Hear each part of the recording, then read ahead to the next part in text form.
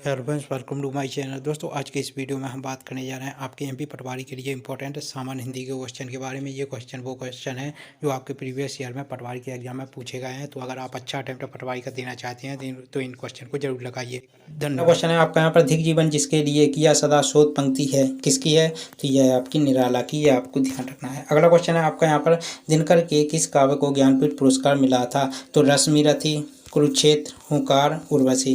तो ध्यान रखना है उर्वशी को क्या हुआ था, 1972 में उर्वशी को क्या मिला था? ज्ञानपीठ पुरस्कार मिला था। इसका प्रकाशन आपका कब हुआ था? 1961 में हुआ था, लेकिन इसका ये ज्ञानपीठ पुरस्कार आपका 1972 में मिला था।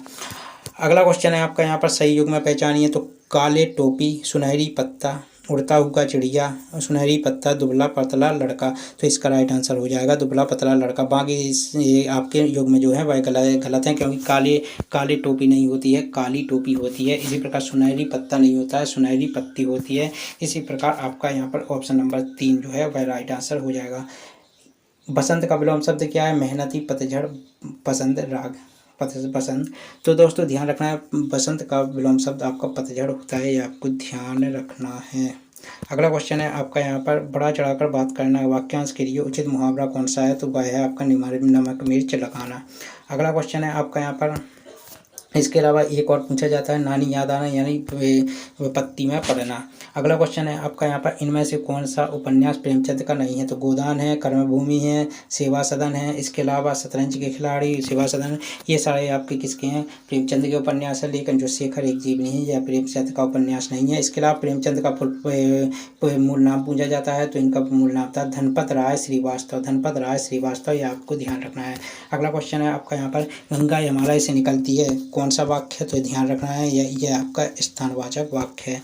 अगला क्वेश्चन है आपका यहाँ पर, निम्नलिखित में से यौगिक शब्द का उदाहरण बताइए। तो यौगिक वन, पेड़, रसोईघर, पेड़ और सोना। तो ध्यान रखना है रसोईघर जो है वह आपका यौगिक शब्द है, क्योंकि यहाँ पर इसका अगर आप विग्रह करेंगे तो यह यहाँ पर हो जाएगा आपका रसोई प्लस घर, मतलब इसमें दो शब्द हैं और दो शब्दों के मेल से यौगिक शब्द बनता है। इसके अलावा आपको ध्यान रखना है कि रसोई और घर ये दोनों जो शब्द हैं वह अपना अलग अर्थ प्रकट कर रहे हैं, इसलिए यहाँ पर ये आपका यौगिक शब्द रसोई घर हो जाएगा, यह आपको ध्यान रखना है। इसके अलावा मीठा शब्द के लिए भाववाचक संज्ञा आपको पूछी गई है, कौन सी है? तो वह है मिठास, ये आपको ध्यान रखना है।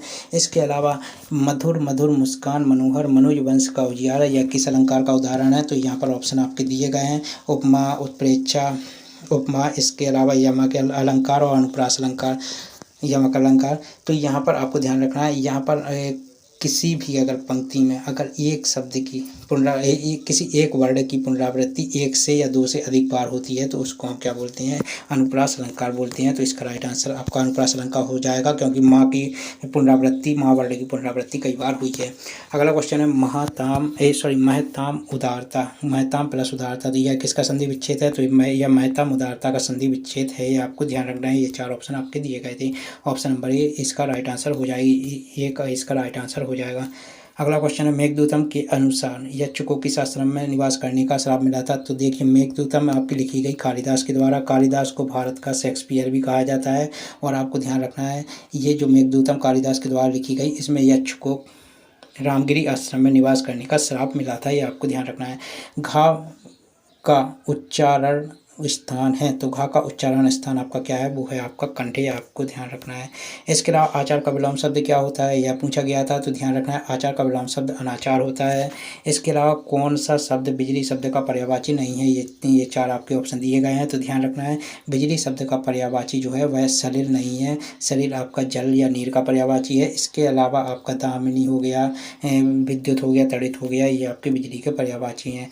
इसके अलावा अगला क्वेश्चन है, नाविक का सही संधि विच्छेद कौन सा है? तो नाविक का सही संधि विच्छेद आपके यहाँ पर ऑप्शन दिए गए हैं, तो इसका सही संधि विच्छेद होता है 9+1 यानी नाविक, तो ये आपको ध्यान रखना है। अगला क्वेश्चन है आपका यहाँ पर, परमेश्वर में कौन सा समास है? तो सिंपल सा क्वेश्चन है, परमेश्वर में आपका कौन सा समास है? तो ध्यान रखिएगा परमेश्वर में जो आपका समास है वह है आपका यहाँ पर क्या?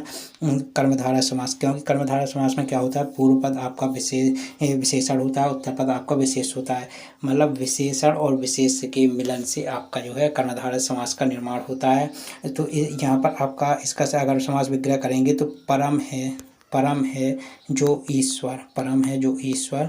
तो यहाँ पर परम आपका हो गया विशेषण और यहाँ पर ईश्वर हो गया विशेष। तो यहाँ पर आपका कौन सा समास आएगा? कर्मधारय समास आएगा, ये आपको ध्यान रखना है।